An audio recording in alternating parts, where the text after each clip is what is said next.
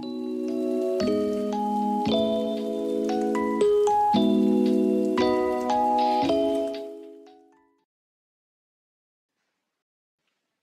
you see me, Kev?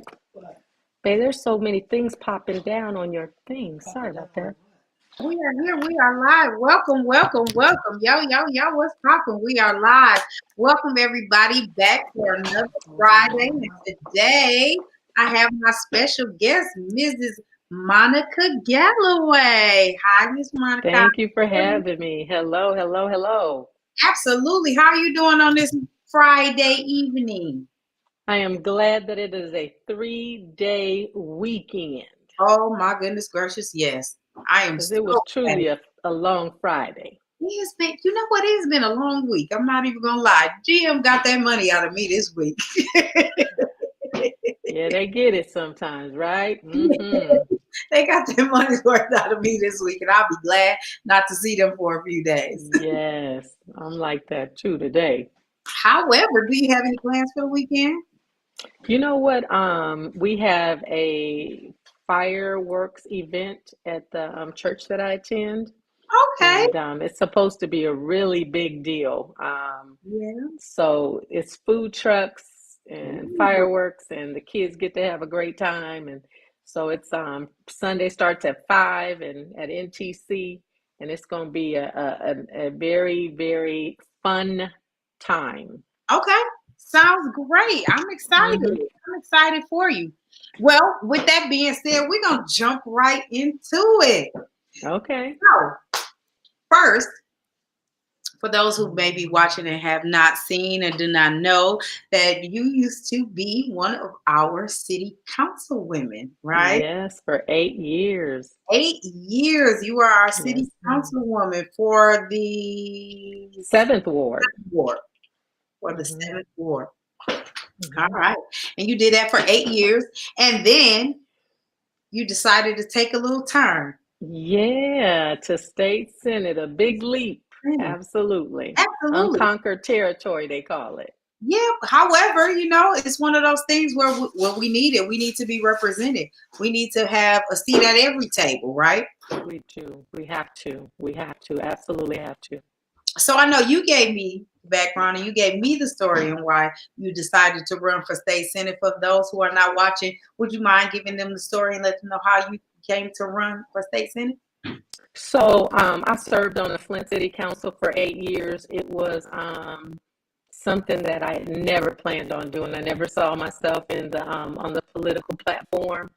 But in 2013, I had some concerns that I had, and I went before the city council for the first time, and there just was this nudging to really get involved. And when I did at that time, the seventh ward, which is the ward that I represented for 8 years, which is the site of the city of Flint, Mott Community College, downtown U of M Flint.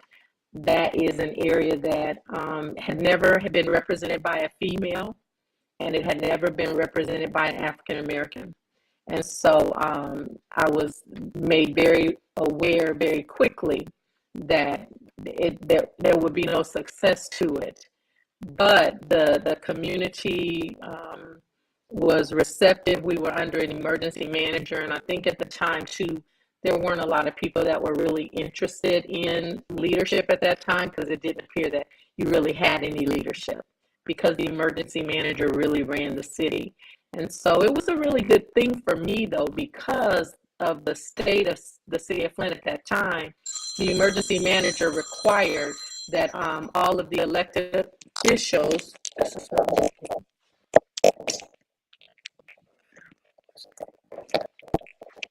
Can you hear me? Yes. Sorry about that. The emergency manager required all of the elected officials at that time to complete some form of training so that they wouldn't get into the same financial position that they found themselves in. And so I found myself going to the Michigan Municipal League. They have an academy for elected officials. And it was really in that arena with municipality leaders from all over the state of Michigan that I really started learning what legislators do, what each elected official does. And so it was in that arena, as well as learning what we did, that I really started to take a great grasp on how much we needed somebody to make sure that every level of leadership was represented by our communities. And so with that, I did serve for 8 years, but in my last election, the residents decided that they wanted someone else to represent them. And I took some time off to just kind of, regroup, see what I was doing. And I just couldn't get away from the need to continue on. And so I did that. And in doing that, it was, I didn't think about state representative. I tried that when there was nobody in the seat and the people chose a different direction. And then state senate, it was just an area that we don't try for. Mayor Stanley was the last one to attempt to run 8 years ago, maybe 9 years ago. And so I just decided that if you're going, you know how they say, go big or go home. Yeah. And so I just decided that, you know what, I'm doing that. I'm going to see about representing the residents, because to me, the state senate seat is influence. It opens up doors to the governor. The state senate has access to the AG. And so if there are some true issues in your community, you have access to the ones that can really get things done. And so that was the reason why, I decided to make that leap. So with that being said, when you had the classes and you had done all these things and you've seen how everything worked, with those classes, did that include like the state senate, all of those levels? No. So what happens is, as a legislator is a legislator on every level. Mm-hmm. Period. Right. But what it does is you start working with mayors throughout the state of Michigan. You start working with managers, city managers. And so you're learning from all levels of local leadership, as well as the league has a team that works directly on behalf of the municipalities with the senators. Okay, understood. With Congress.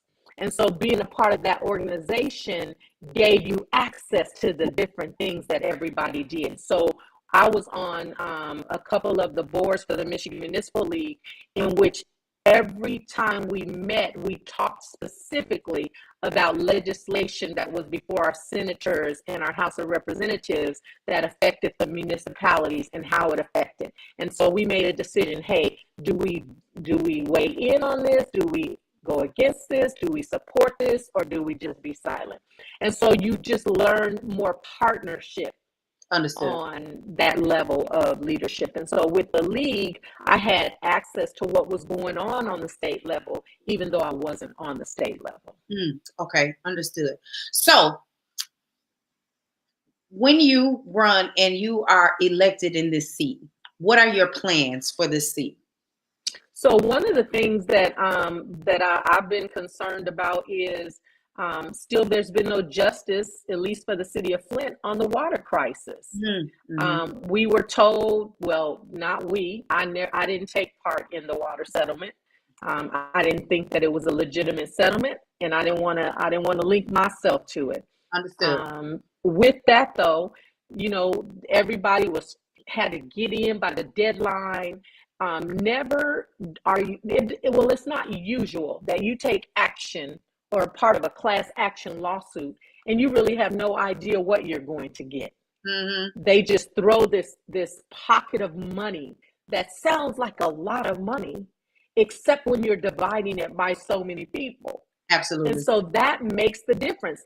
Although $600 million sounds like a lot of money, but when you divide it by how many people have access to that, you find yourself down at like $3,000-$4,000. And I think that people would have never bought into that if they had really understood really where it was. Absolutely. In addition to that, when you have class action lawsuits, a lot of times it's designed to help you with the impact of what happened to you on your family. And so when people have children that are still dealing with the negative impact of lead on them, if they need medical treatment, if they need assistance in the home, that's not going to do anything for them. And yes, there are some programs that are made available, but a lot of people may not even qualify. And you don't have to, you can barely make enough and be disqualified for some of those programs. Yeah. So that's one of the things. But then also, I hear a lot from the seniors, their pensions are taxed. And our seniors, many of them, you do see some that go back into the workplace. They might go to Sam's Club or whatever they decide to do. Yeah. But many times they do that because they need to get some more income, because the income that they have is being taxed. I have my mother-in-law. They left the state of Michigan to go to a state that their pensions weren't taxed. And so we have got to do some things that help our most vulnerable population. And so we have to have people in leadership that are going to advocate. And I advocate for all people. And yet there are times also where it depends on your constituency, where you find yourself advocating more. It's like in your home. Sometimes you have to make sure you balance with your children, but you may find yourself leaning more towards one child because that child needs more at the time, right? And so that has to happen. We've got to do some things. We have got to work on some of the systemic racism that has happened in our community. And I'm talking about, these are things that the Kellogg Foundation identified Flint as an area where systemic racism. You're talking about the oh my goodness, at the state level, that said that the water crisis was the direct result of systemic racism, not just in color, but also in class. And so we're ignoring these reports that have been done, that have spent millions of dollars identifying this, and we brush over them. And the reason why we brush over them is because it's like a news cycle. If we just let it die, it won't come up again. Well, it has to come up because our children are being negatively impacted. When they don't have everything they need, they can't survive on the level of academic requirements to be in the same competition level as their counterparts in different areas. And really trying to unify all of the communities. One of the things I say is, eventually, if you ignore the municipalities that are around you because you think their problem is not your problem, eventually what is going on with them will spill over into your community, right? Our children don't just stay in the cities that they live in. They go to football games, right? So eventually they'll find themselves coming in contact with each other. And so it behooves all of us to make sure that all of our children are healthy, effective human beings, so that they, when they're around their peers or other peers, they can cohabitate together. Absolutely. Absolutely. So what can you, on that level, do as it relates to crime and blight in our city? So you have to understand that it's interesting, when I first got elected with the Michigan Municipal League, they have now that you've been elected, now what? Right? And so they put you through different trainings. And I really enjoyed learning about the financial piece, because when they discussed the state, they literally did it in an analogy where they say the state is the parent and the municipalities are the children. So the state is responsible for allocating the resources that municipalities need to be successful. One of the things you can look at, and this was something that I learned in the league, is there are revenue sharings that are constitutional, which means that the state can't change it. They're required to. And then there's other revenue sharing that is just based on how much, you've gotten, and you hope that the state will allocate more of that to the municipalities. Well, from like 2001 till like 2000, maybe 18 or 19, in that time period, the allocation of the profit sharing, revenue sharing, was brought so low that Flint lost like $100 million. And Detroit lost almost $1 billion. Wow. Now, what does that mean? That means that if those dollars may have been really allocated, Detroit may have never gone into bankruptcy. The city of Flint may have never gone into the deficit. Yeah. And those aren't my numbers. Anybody that's interested in it can go to the Michigan Municipal League, Save My City. And the league advocated to say, hey, you guys have got to do better, because what happens is governors would come in, and it's not this governor, it became a pattern where governors were having a difficult time balancing their budget. And the easiest way they found to balance their budget was by taking from the municipalities. And so the municipalities are struggling. And so what you do is you build a collaboration, you hope, on both aisles, where people see that the municipalities that need the most should get the most. Yeah, absolutely. Like, the question that I have is, as much lotto money that they said was supposed to help school, and I'm not saying that it didn't, but what would happen if they started allocating those dollars based on the communities that invested the most in them? Because who do you think is spending the most money on lottery? We definitely spend a lot of money in lottery. Do you see what I'm saying? So what happens if, because that to the detriment sometimes in household, gambling is a challenge. Absolutely. And so what would happen if one of the ways that we did, tried to help communities, is we looked at where lottery was being increased the most at. And then we made sure that some of those resources went directly into those communities, because their children are being impacted by it. Well, how much do you think that would change? And has anybody ever thought about looking at that? Actually, we have talked about that quite a few times, about that, because I wondered the same thing. Like, where's that lottery money going? And if it's in fact designed to help the schools, why are all of ours closed? Why are all of ours in the detriment that they are? Falling apart. I had gone to a game at Southwestern, and I believe I graduated in 95, but I think that those are down to the same doorknobs that I seen when I was there. and what you have to understand too, and that's just something that I have to really work on, because one of the things that is being said is, when you start to see that people have lost confidence in their school district, right? And with that, one of the things, in my opinion, if you look at charter schools, where are they located the most? Yeah. So they're given a sense of community, but they're not community. Yeah.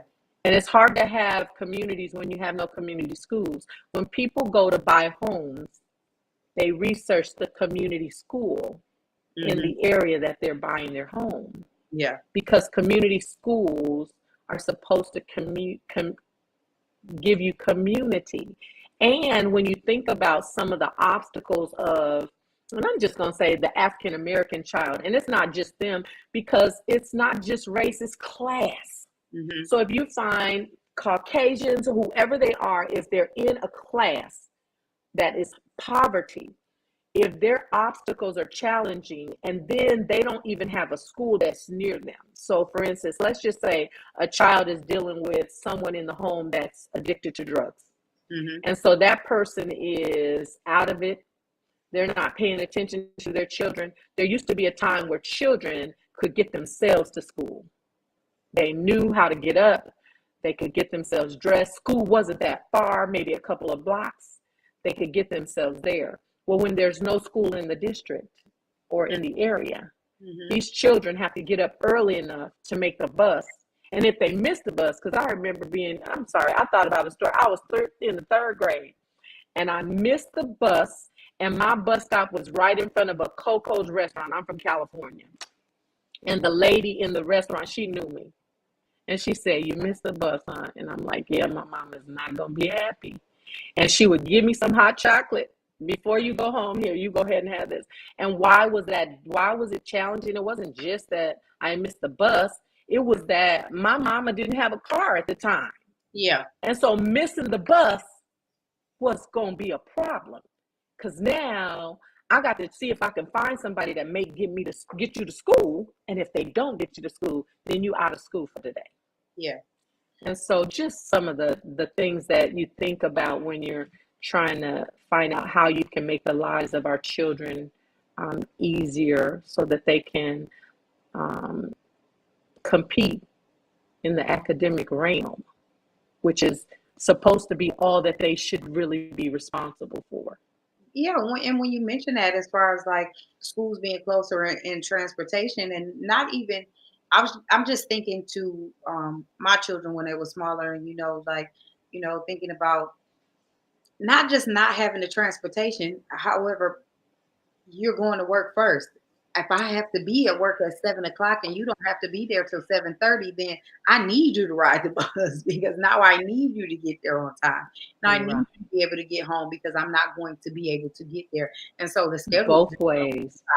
and I have to work because then if I don't work, I can't feed my children, right?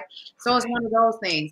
I also think that one of the things is a latchkey should be coming back. It should come back as well because Yes. that's another thing because there's a disconnect. Because if I get off at 3 and you're out of school at 3, then I got some time, and maybe it's 30 minutes that I get from work because now we don't have any places to work here locally. Yes. Right. Now I have to travel back. And so there's nothing to bridge the gap. So I think there's quite a few things as far as education goes that can be helpful to parents, not just mothers, not just fathers, but parents in general, because we Yeah. have to bridge that gap, Yeah. And there used to be a time too, where you had enough of a relationship in your community that you knew some people in the neighborhood, right? And so there may have been someone that you could trust. And now, because of our communities are fragmented, and COVID did some too, but you're talking about even before that, in certain neighborhoods, it was just safer to just really, keep to myself. Me and my kids, we just keep to ourselves. We don't try to get in no trouble. We don't want no trouble. And so there's a lot of things that we can do to better get together. I remember reading an article years ago where there were women that partnered and, they traded the needs of each other. Like one would get the kids to school and then the other one would get the kids to the after school events that they were in. So you just did a little bit of partner. So that was their way of bartering. This is what you need. This is what I need. And it fits together. Yeah. So what are your thoughts in the position that you are vying for economic development here? So one of the things that happens on the state level, there's a lot of money allocated for economic development. The state has an economic development program. And there are some businesses in our communities that do a very good job at pulling those resources, right? And so one of the things is on the state level, knowing the dollars that are going to be, because that's part of the appropriations. So part of the budget is how much is going to economic development. And so maybe our senators, right? We go into the communities and we say, hey, in our last budget, this was approved. These are some of the criteria. Partner better with the person that is allocating in the economic development department, and then seeing some of the businesses that are doing it well. One of the documents, I don't know if you know, but during the water crisis, when they were talking about how much money Flint had actually gotten, there was a lot of economic development dollars on that spreadsheet that didn't impact the residents, but because it came to Flint, like part of it was to redo the Capitol Theater. So they included those dollars. And so it's like, oh, come on, you guys. Yes, that's a beautiful thing that was done. And it does help the community, but it didn't go to the help of the individual residents, and it was portrayed that way. So it's part of appropriations. And so as senators, we got to get into our communities to make sure that those people that are looking for economic development, helping small businesses, helping entrepreneurs, that they know where they can get them, who they can maybe be in contact with, and maybe spending more time in our districts to make sure that people have access, which sometimes is knowledge more than anything, so that you can tap into those resources. So how would you get that information out to the people around here? How would you get that information out? So one of the things I talked to you about is I wanted to start a podcast. Yeah. So that I can communicate with the community, right? I thought about What's Up Wednesdays or Table Talk Tuesdays, because a lot of times the senators will have what's called a coffee hour. Many people don't go to the coffee hour, but you find that many people are on social media, and we become more familiar with social media during COVID because it was our connectivity. And so it's a way to get information out. And so that's one of the things that I want to do, and have conversations with elected officials on the local area. One of the things I can say is in 8 years, there was not a connection with your state representatives and your Senate. We went through a water crisis, and there was not that contact with the Senate, right? That has to happen. People need to know that you're fighting for them. People need to know that you care about what they're going through. And so that's one of the things that is going to be big for me is partnership, because you can't survive without it. You cannot survive without it. That's why I enjoyed working with the league so much, because I didn't have to know everything, but I had access to leadership that could help you. Grand Rapids is doing some great things around economic development. They're doing some great things on the allocation of the ARPA funds, right? Yeah. They're not waiting. They already had a plan. When they found out how much money was coming into their community, their city manager, Miss Mark Washington, already had a plan. Him and Jocelyn, the mayor over at in Grand Rapids, they had. Why am I saying that? Because they shared the plan with the league. Yeah. Before the money actually came in, they started learning about the requirements ahead of time. And so that's what we have to be doing. We have to be partnering with municipalities that are doing things that we haven't done. Right. And eventually we're gonna do well. We are a resilient community. And so it's just exciting to watch people that have been through so much still pushing forward. Absolutely. So with that being said, there's one more thing that's kind of near and dear to my heart, and that's the housing situation. What on this level could we do as far as housing goes? Because we have so many empty lots, so many blighted homes, so many burned down homes and things like that around. And what can you do on that level to make Flint beautiful again, a beautiful city on every street, not just in certain little pods and neighborhoods? What can we do on that level to make sure that the city is beautiful again? I think that we have to have a partnership on all levels. I think that the land bank concept has to be revisited, because all you hear is the land bank was never designed to have this many houses, right? And so they're trying to pull money as well. And so if they don't get money from the federal government or find out how to leverage money, then you just got all these buildings. And so there has to just be collaboration on every level of government. So on the state level, we have to be seeking the Congress to make sure that we're getting some funds from the federal government, because just like the state is responsible for the municipalities, our federal government is responsible for us as well. And so we have to be looking at what are the ways that we can make sure that this political system is working and working well.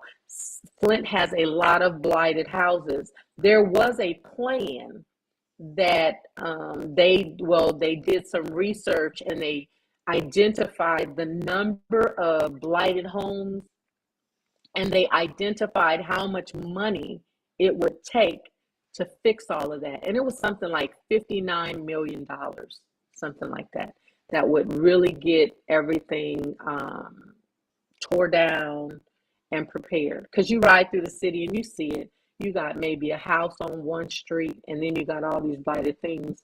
And so with that, we have to not just have a plan, but we have to figure out how do we secure the money so that we can, because we can get all the plans, do all the data, but unless we're trying to figure out how we're going to secure money to really get it done, and then take the blocks and start with a block, a 1 mile radius, I don't know, and get it done.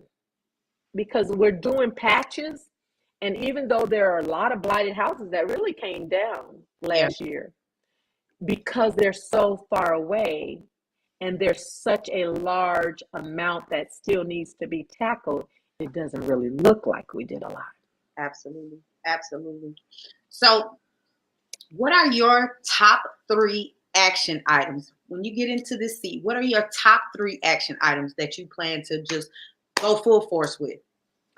Finding out where they are on the allocation of that money for the water settlement for the class action lawsuit. Okay. Working on finding out what can be done to repeal the senior taxes. And then thirdly, finding out about education, because making sure that the communities, and I know they have ARPA funds, making sure that if municipalities miss that deadline, is there a way that there could be some sort of extension? So those will be the first 3 things that I focus on. Okay.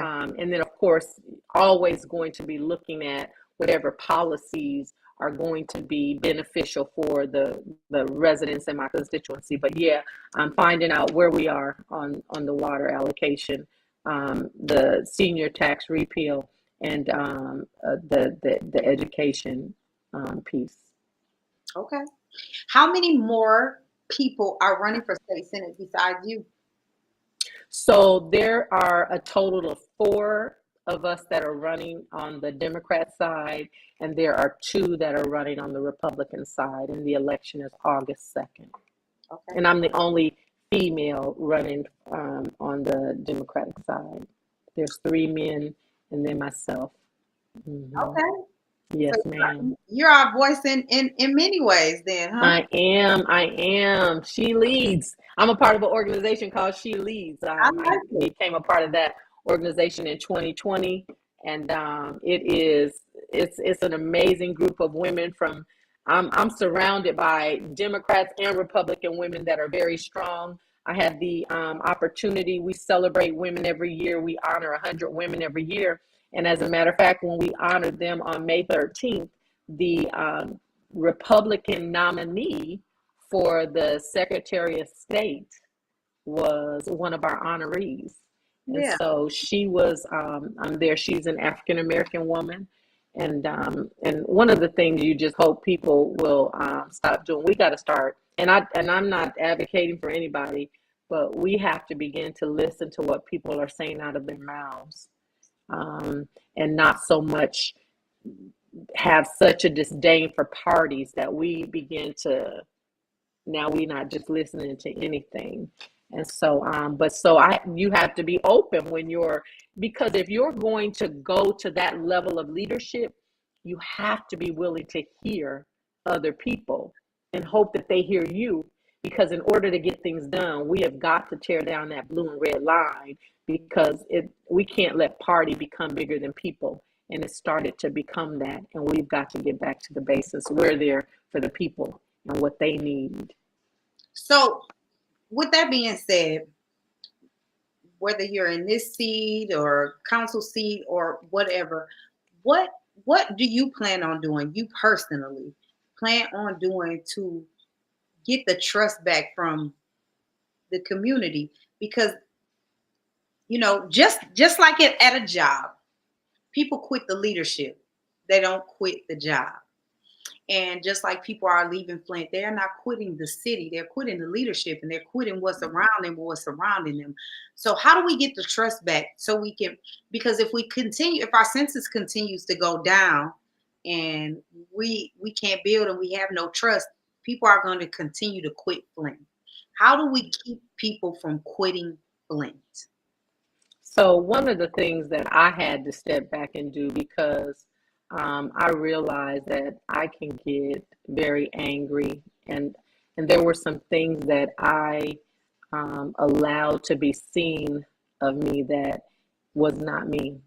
And when you're in the trenches and you're fighting, sometimes you're fatigued. And if you don't refresh yourself, you'll begin to be a part of the problem and not so much.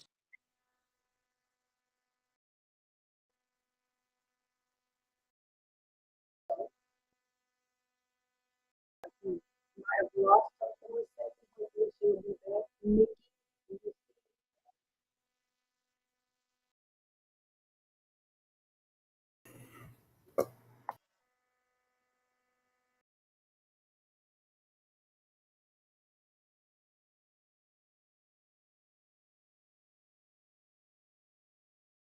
So while we're waiting on her to get back, hopefully, um, I did see some of you guys had some questions in there. I'll try to roll back and get some of them. I apologize. I was just trying to get some things out. It's my first time ever talking to Monica Galloway.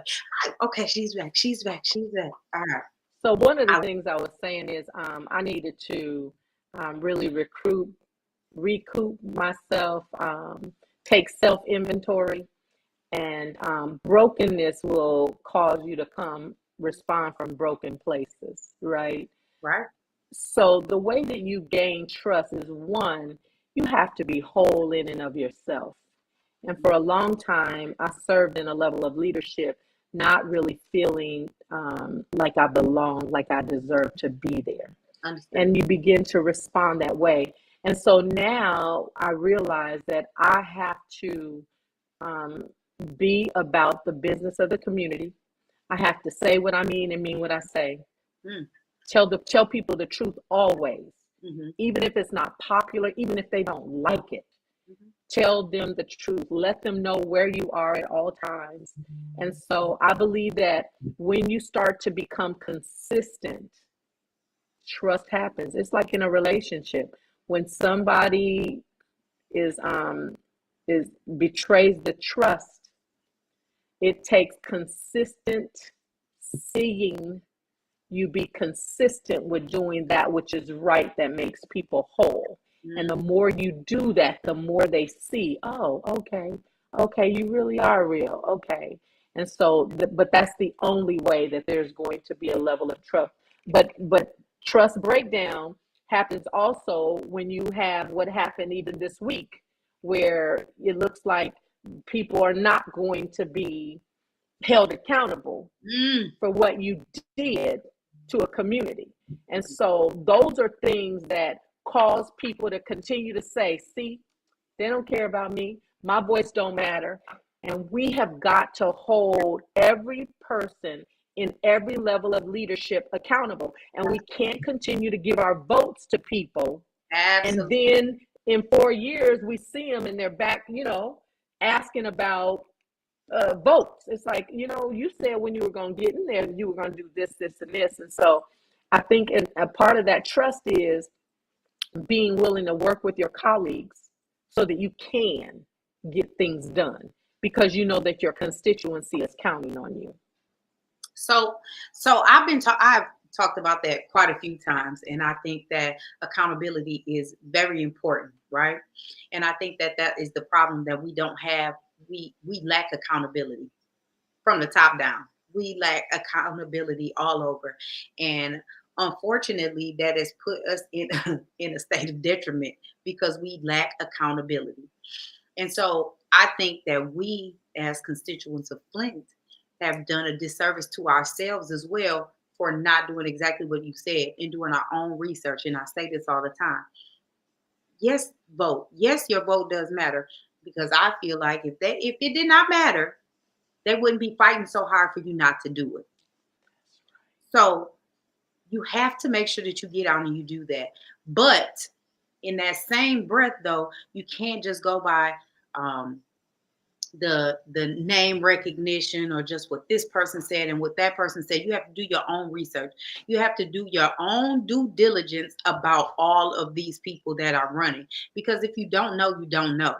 But you have to do the research. And with that being said, you have to do the research, but you have to get credible sources, right? Mm-hmm. And you can't just pick the first thing and just go from there. Sometimes it's a rabbit hole, like digging and looking at things like that. It can definitely be a rabbit hole. However, it's definitely worth it because, like I said, we can't just say we quit Flint. We have to quit the leadership. We have to make sure that we put in the right leaders in place. And we are not going to do that if we don't do it. So no vote is a vote for probably the person that you don't want to see in the seat. So if you don't vote, you are probably going to continue to get the person that you don't want to see there. So if you don't do that, then you can't complain about it. To me, I just feel like you can't complain about it if you don't do anything about it.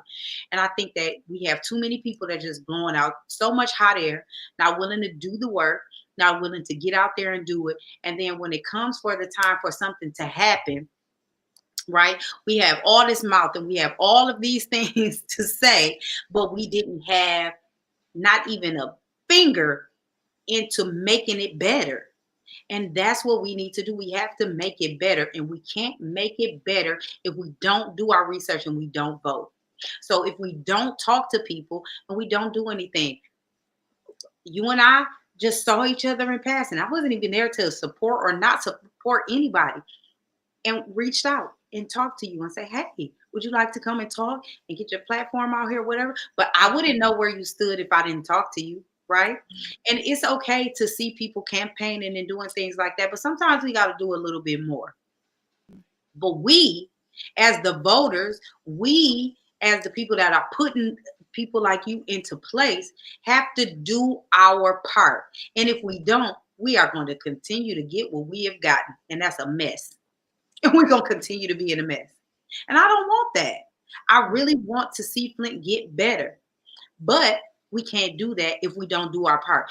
And with that being said, we have to be unified and we have to do it together. We can't just be all over the map. We can't just say, well, this organization here and this organization here and these people and that person or whatever. Make your own mind up, because my experience is my experience. Your experience is your experience. However, we have to make sure that we are putting the right people that have the right ideas and the right mindset and the right forward advancement to put us where we need to be. We have to do that. We have got to do that. And like you said, we have to listen, because we don't. Sometimes we get so hell bent on, I'm not listening to that person because I don't like them, or because they have an R behind their name, or they have a D behind their name, or they're independent or whatever. You know what, Ms. Monica, I have identified myself as independent probably for the last 10 years. Me too. So it doesn't really matter to me if you have a D behind your name or an R behind your name or whatever. I just really want to do the research and put the correct person in place that's going to get us exactly where we need to be, and to get us in a place that's going to catapult us forward and not oppress us and depress us back behind. Mm-hmm. So I feel like I'm living in 1963 and I wasn't even born in 63. Right. And we have to begin to educate each other in the community. Mm-hmm. And what I mean by that is one of the things that, no matter how many challenges I had with the Flint City Council, I am a lover of learning. Mm-hmm. I love learning. And so you can talk about Robert's Rules of Order, and there is an order that you do, but you can't get Robert's Rules of Order if you're breaking the law. Mm-hmm. And so if we don't know the charter, mm-hmm. right, and we're trying to bound people by rules and decorum, mm-hmm. but you're consistently breaking the law, which is the charter, you're going to have chaos. You're going to have friction. And what happens is, when you're consistently in an environment where there's consistently lawlessness, there's one of two things happen. You buck against it and you say, I don't care, I can't let this go. Or you lay down and you say, it ain't gonna help anyway. and then apathy comes in. Mm-hmm. And you cannot progress when apathy is coming in. And so that's what has happened, right? And so I said all that to say, one of the things I said when I was running for city council the last time, I said, I need the residents to know what the charter says, because just because 5 people vote on something, they can vote in error.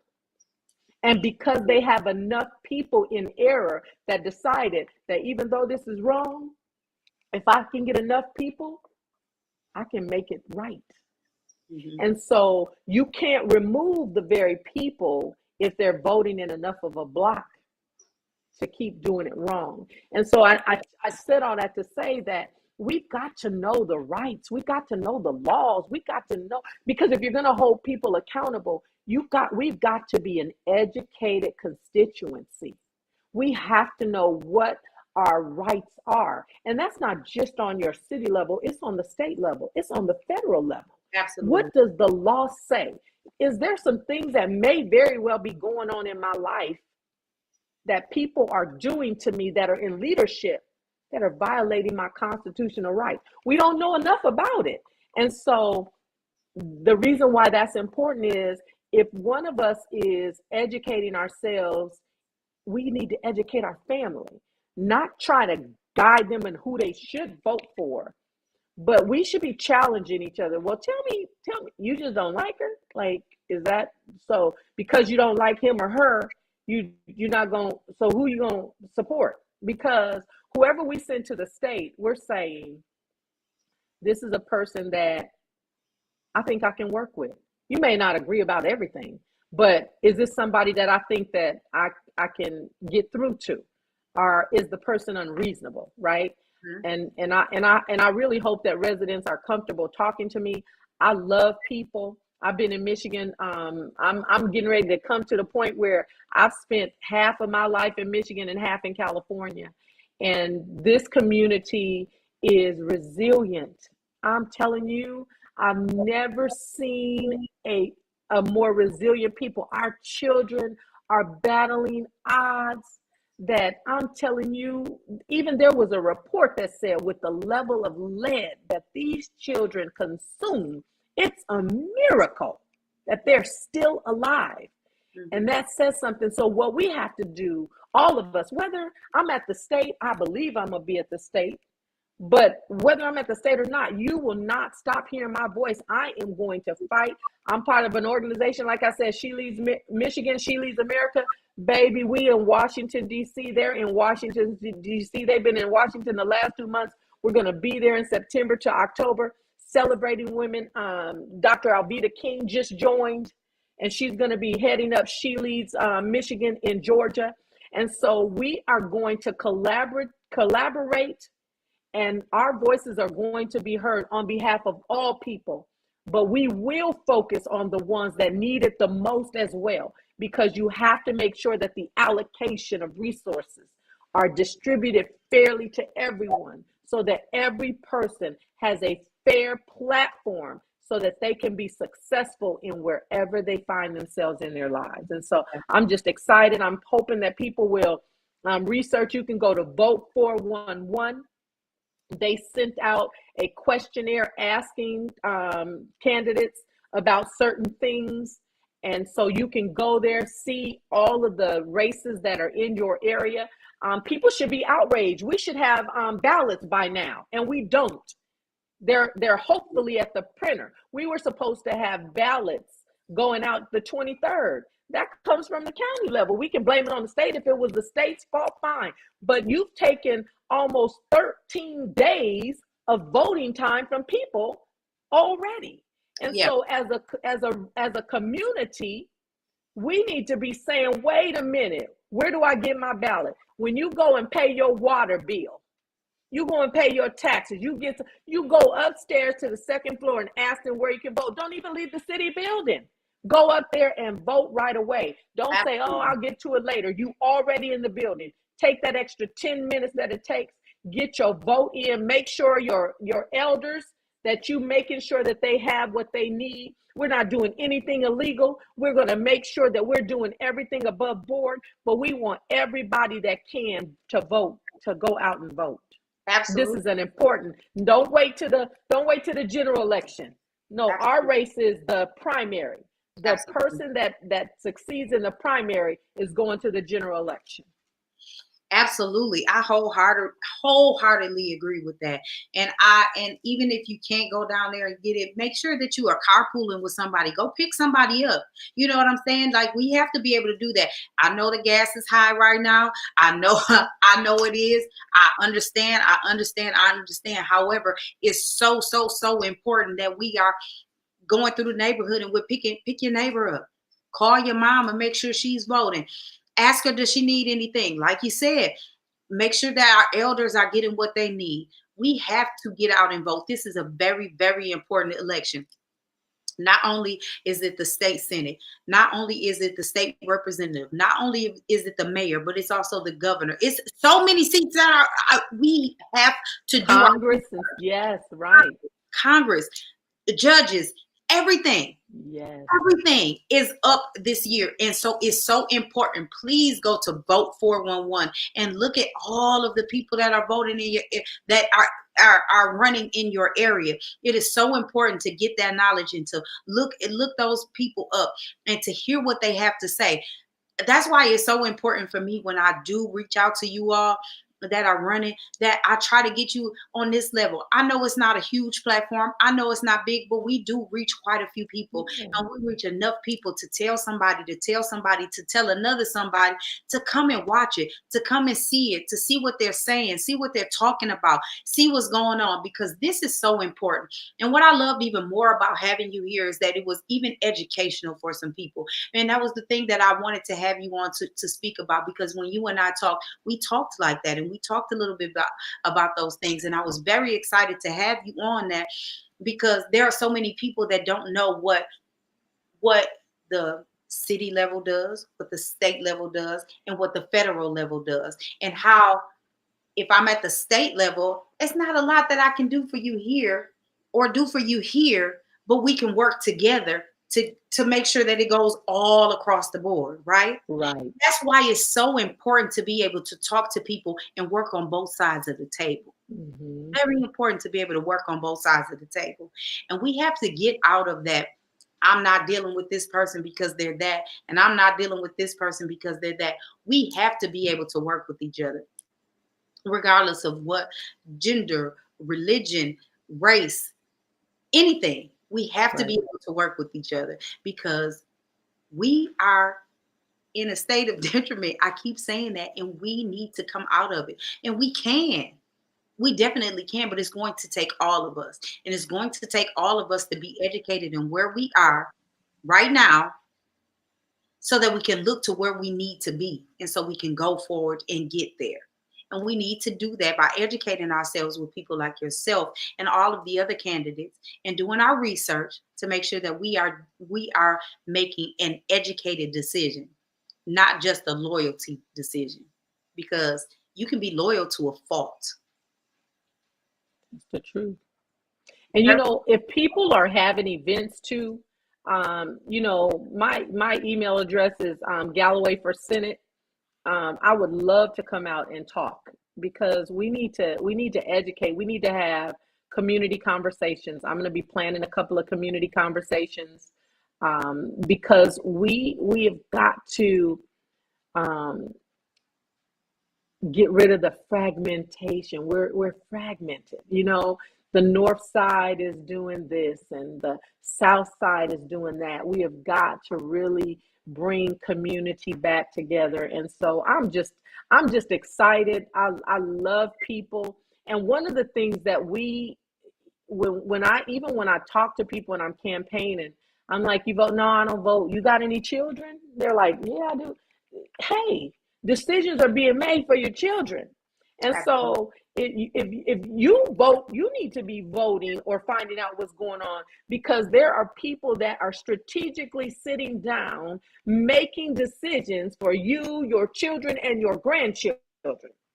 And if you're not voting to make sure that somebody's at the table to say, wait, you want to do what? Right? And so, but they change because they hadn't thought about that. They hadn't thought about, we always say, you know what, I would do anything for my children. Are you voting? Are you voting? Because voting directly impacts our children. And I was one that just kind of, just went about my way, paying my bills, doing this, and then Manly closed down. I didn't even realize it closed, right? And then Stewart Elementary closed down, and before you know it, I got a couple of schools closing down, and it was like I had lived under a rock. And I said, Monica, what are you doing? But because my children didn't go there at the time, it didn't directly impact me. And now I realize that even though my children are grown, it's my responsibility to fight for people that don't even know there's a fight going on.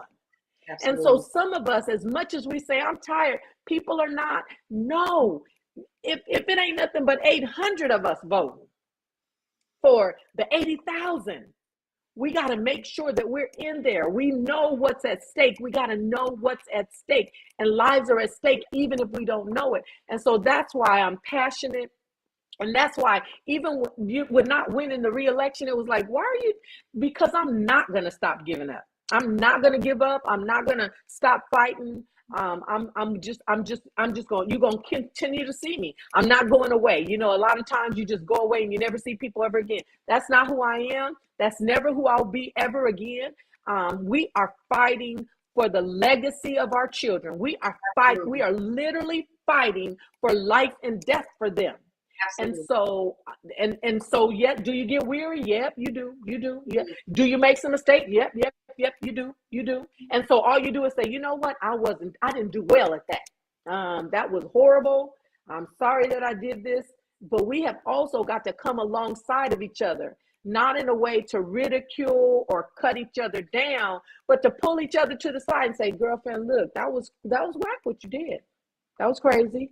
You shouldn't have said that. And we have got to begin to mentor each other. And you don't have to be older than somebody to help mentor them. Absolutely. A lot of times you can have somebody younger that is paying more attention. And so you just have been used to just being able to get away with so much that you think that that's okay, and it's not. And so we have to come alongside of each other and not attack each other for trying. You know what I'm saying? Don't attack somebody because they're trying. Yeah. It's a learning. You always gonna learn something. Absolutely. Whether you learn that, hey, I needed to do this better, or I should, but go ahead. Thank you. No, I was just going to say that I wholeheartedly agree with what you said, because sometimes you have to adjust.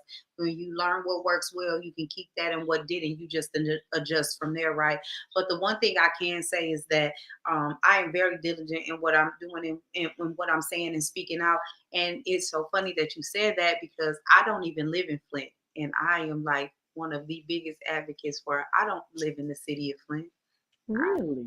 I'm in Mount Morris. I don't live in the city. Oh, so you in the district too? I'm Beecher. Yeah. So you in District 27 too? Yeah. So I just Mount Morris, Flushing, and so yeah. But we need people. But that's what we need. The advocates, right? And that's the thing. And not even only that, is that no matter what negativity comes at me or whatever comes at me, and believe me, I've heard it. We've only been doing this since March, the middle of March, and it just kind of happened. It kind of just fell in my lap, and it just kind of took flight, right? But the squeaky wheel gets the oil. So I'm gonna continue to squeak, and I'm gonna squeak louder and louder every time, right? And so I think that that's what we all need to do. So if that means that listen, I'm with you. I'm gonna hold your hand and I'm gonna squeak with you, and that's what we're gonna get these people out here. We're gonna continue. Yeah. We're gonna continue to do these things. But one thing I really do appreciate, I appreciate you doing even your research in order to be in this seat. Because a lot of people don't do that, and they just decide, I'm just going to do it. And they have no idea how it works and what they can do and what they can't do. And even sometimes when they do, they're afraid to do it. So I applaud you, and I thank you for doing those things that some people that don't want to do, as in running in this seat, because it's not for us, right?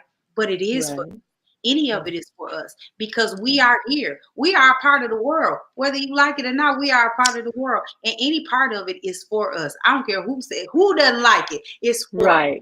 And so Right. we need to be able to sit at the table. And I just want to say that I appreciate you. I appreciate you for standing up. I appreciate you for going out and saying, listen, I'm out here. I'm in it. I'm in it to win it. And I'm going to be out here and I'm going to be boisterous and I'm going to be loud and I'm going to be proud about it. And this is what we're going to do. So I appreciate Right. you very much. Yeah, I'm out the boat now, y'all. Look, I need somebody to help me, you know? Absolutely. And so it's exciting though. And one of the things we have to begin to when you think about what it took for voting rights to happen, and they're still trying to take them. And you said something when you said, you know, it's important because they're always trying to put another roadblock, an obstacle up, right? Absolutely. But with that in mind, I was thinking about my grandfather, my husband's grandfather, my grandfather. We've been together since I was 15. Absolutely. And I thought about him. He passed away in 16, but he didn't vote one of the elections because he was in the hospital. And he said to me, he said, yeah, I didn't vote. I said, you didn't vote, Dad? He looked at me. He said, no, because you didn't give me my absentee ballot. I said, girl, but he was diligent, 93 years old. Absolutely. Voting means something. I'm not missing it. I need my application. I need to make sure that I get it. And so when he said that, it just it hit my heart really hard because I didn't want to be the reason that my grandfather, who's keeping track of how much he votes, didn't vote. And so with that though, it instilled the importance in you got to be voting. I'm 93, trying to get my ballot in the mail. You don't have no excuses, right? My and so I'm grandfather- gonna end with this. When my kids turned 18 and they could vote for the first time, we made it an event. We would start too. did you guys? We Yes. did. I mean, we took pictures, Yes. and we wouldn't stir our children to who they should vote for. We would give them a couple of things, like what's important to you, because you can't know all the issues. You got to know the ones that impact you, and you got to go with that, right? But we made it a big deal. So even the younger, because at the time we had my youngest son and my nephews, they weren't able to vote, but we got up early. We had breakfast. We all went to the poll. We taking pictures in the line with everybody because we needed our children to know that voting was important. You didn't have a choice. And so we wanted them to make sure that they knew you are expected to vote. You are expected to vote. And with that in mind, you start to build a culture in your family that voting is important. When is the election? What's on the ballot? What's important? How do I research it? And then you pass it on to generation to know that you have to be a part of that electoral vote. Well, I plan on making an event, even though I don't have a child that's getting ready to vote. They already are voting now, right? But I still plan on making an event, and so we are making it an 810 News Media Yo What's Poppin' event, right? And so we're gonna visit those polls. We're gonna ride around. We're gonna take some pictures. We're gonna do all of that. I challenge people to do that. I challenge them to post them. I challenge them to send to me. I challenge to do everything. Chris, there aren't really any questions for real about what she's doing in the comments, so it's all like local, like about Neely and all of that, and I really don't want to ask her any of those questions because as it relates to that, it has absolutely nothing to do relevant. with her. So August 2nd, I want you to look at Monica Galloway, who's on the ballot that's not in any of the races, and let's do it. Let's make history. I did ask some of the questions that were relevant to her. I asked Jaleel asked about our top 3 action items and those things like that. So I wanted to make sure that I stuck to what was relevant to her. So I'm adjusting, guys. Sometimes I read like all of the things is not relevant, but I'm adjusting. And so my adjustment is to make sure that it's relevant to what we are talking about, because too many times we get off topic and it kind of goes really long and I just kind of want to just stay in the realm this time. So if it in fact relates to the candidacy that she's in, then I'll definitely do that. So, Trevor Berryhill does have a question, and he says, is there legislation, or do you plan on having legislation to start a cancer study in Flint? See, I don't know where that would fall, if that's something that there's legislative authority to do. It's definitely something that we could consider because I think that that's something that many people are probably running from. But I can't speak on that. I have no idea what the authority is to have something done like that. So, Shardy asked, is there any literature that we can share to get your word out there about your campaign? Actually, I have a flyer that I'm designing right now. I'm going to be going live on my Facebook page, hopefully either tomorrow or Sunday, and I will be starting to share some social media things. Absolutely, thank you.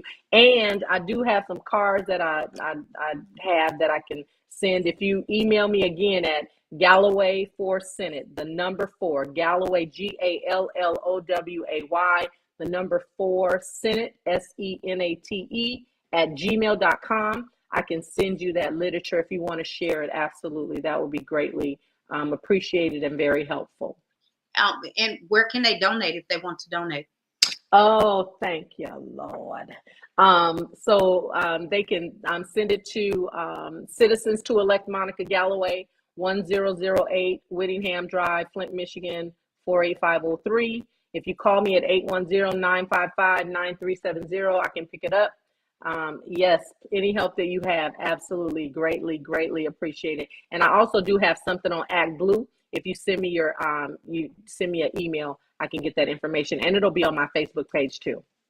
Jolena Freeman asks, in your opinion, is the water safe today to drink or bathe or cook in? So, where I live, my water was tested. And so I bathe, I drink. I can't speak for other areas. The subdivision that I live in was one of the last subdivisions to be built. So my pipes and everything were well. I haven't been up to date on what they're saying. I think that that leads to another trust level. But I'm also a woman of faith. And so I'm not talking to nobody else, but I sure do. I smell my water. I run my water. Sometimes if I haven't ran it I'll let it run for a little while, and just pay attention to the scent. Pay attention to what it's doing, in your body. And so I haven't heard of any of the latest studies. So I can't. They're saying it is. I use the tap water, y'all. I drink bottled water. That's just what I do. I drink bottled water. I don't drink tap water, but I cook with it. I bathe with it. I'll brush my teeth with it. I wash my hair with it. And so I can't say where you are. Make sure you get your water tested. They're still supposed to be doing testing. Okay. Trevor Berry Hill said, Mrs. Galloway, you gave out your email. I'll look up precedent nationally and from Michigan State. If I find any that would support your legislation, can I send it to you? Absolutely. Yes, absolutely. And that's what people have to understand. It's collaboration. I'm not going to the state by myself because that's never going to be effective. And so we have to really bring community back, and it has to include legislation. You need to be seeing your senator. You need to know who your senator is. If Absolutely. every election comes around and you don't know who your is, we got a problem, right? Absolutely. And so, yes, please. I'm looking for partnership, and I love young people. You guys motivate me. I'm excited. I know there's some things going on, but you guys are a future that I'm excited about. I am, and anybody that really knows me genuinely knows that the fight that I do every day is to make sure that I'm passing the baton. I'm not a lifetime politician. I love it. I I'm love it. not. I love it. And it's so great that you said that because I have said this like in the beginning when I first started, and I said so many times that when we get in these positions and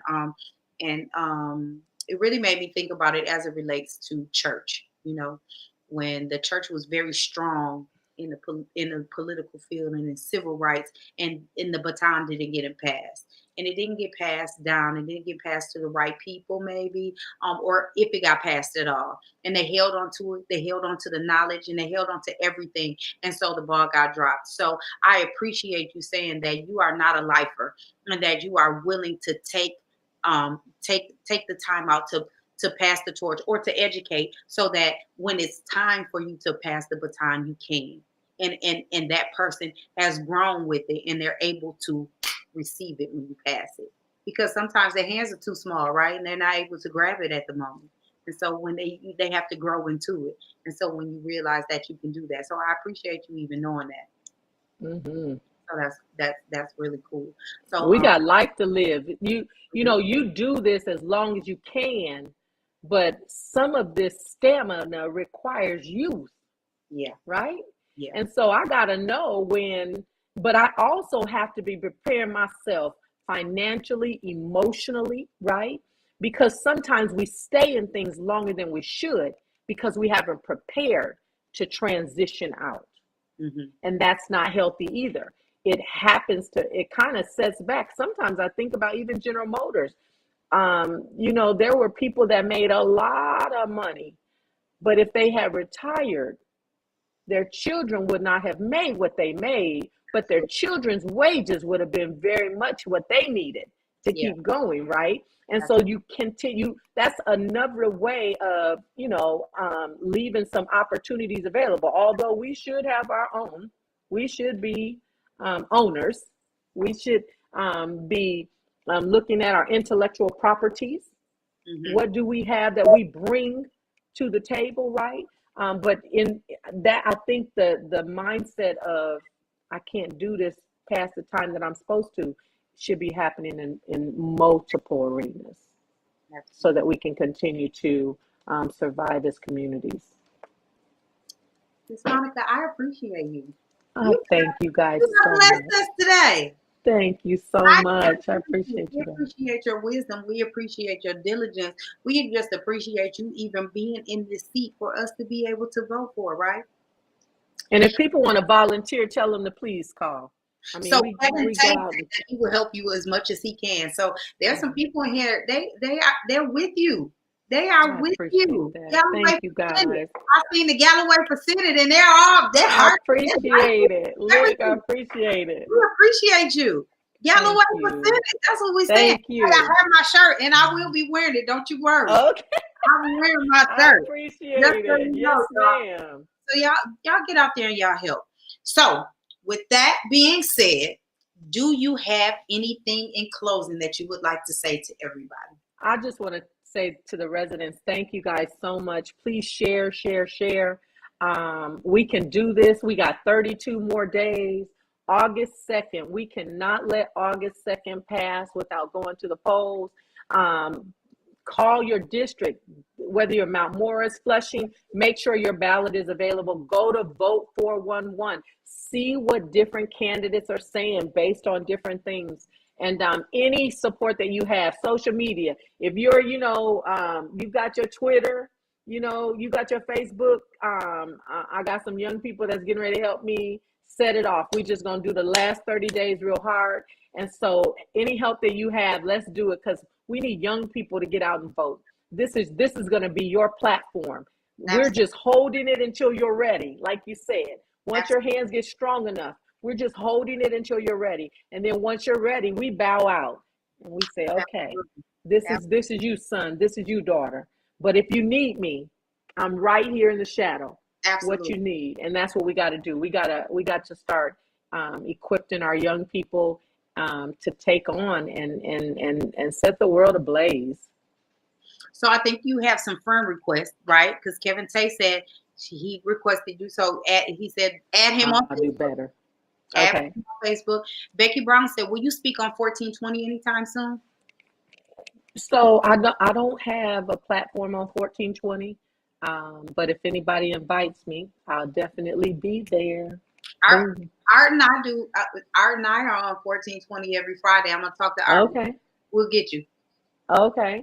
Hey, but look, Tell them I'm gonna do some free advertising. I'm gonna go Facebook Live, and y'all just be looking for me. Okay. I might be in Flint Township and Mount Morris. I just live saying, "Hey, I'm over here. Y'all come on if you somewhere near. And Okay. let's get these boats out." We'll do that. Absolutely. Yeah. Absolutely. I am going to add you as well, and I'll make sure I follow you. And you are a friend of the show. So A10 News Media Group and Yo What's Poppin', you are welcome anytime. So anytime you have something else to say and you need to get back, you have my phone number. You call me, you tell me, we'll schedule something, we'll put something up. It doesn't even necessarily have to be a Friday. If you want to do a Table Talk Tuesday and you say, hey, I love it. You sure did tell me that. I appreciate you too. Absolutely. I said, I've been so scared. No, you don't have to be scared. We can come on here and we can do it, okay? Anytime. Okay, huh? Let me know. Thank you guys so much. I appreciate you. We appreciate you. This has been amazing. I appreciate you again, and I thank you. And hopefully you can come back and we'll talk about it again soon. And then we'll talk about it after August 2nd. When you get on that, when you get on there, we're going to have you back and we're going to talk history in the making. Right. History in the making. We're going to be like this. Absolutely. Absolutely.